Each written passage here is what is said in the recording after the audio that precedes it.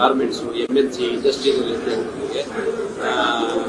ಋತುಚಕ್ರ ರಜೆ ಅಂತ ಮಾಡಿದ್ದಾರೆ. ಅದು ಯಾವ ರೀತಿ ಅದು ಯಾವ ರೀತಿ ಇಂಪ್ಲಿಮೆಂಟ್ ಮಾಡ್ತೀರಾ? ಮಿನಿಸ್ಟರ್ ಲೀವ್ ಅಂತ ಹೇಳಿ ವರ್ಷದಲ್ಲಿ 12 ದಿನ ಪೇಡ್ ಲೀವ್ ಅಂತ ಹೇಳಿ ಒಂದು ಹೊಸ ಪಾಲಿಸಿ ಇವತ್ತು ಸರ್ಕಾರ ಕ್ಯಾಬಿನೆಟ್ ಒಪ್ಪಿಗೆ ಕೊಟ್ಟಿದೆ.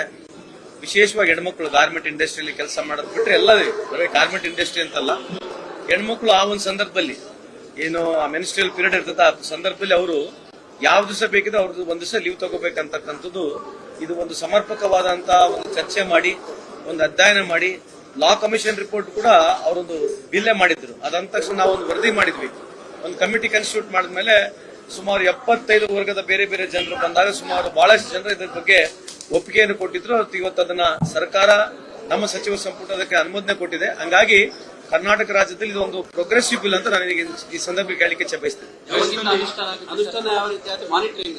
ಅಲ್ಲ, ಮಾನಿಟರಿಂಗ್ ಏನಿಲ್ಲ, they can take a leave. Monitoring ಅಂತಕ್ಕಂಥದ್ದು 1 day leave they can take. ಅಲ್ಲ, ವೆನ್ ಎವರ್ ದೇ ಗಾಟ್ 1 ತಿಂಗಳಲ್ಲಿ ಅವ್ರು ಯಾವತ್ತನ 1 ಡೇ ಲೀವ್ ತಗೋಬಹುದು ಅಂತಕ್ಕಂಥ any of their choice 1 leave based on this ತಗೋಬಹುದು.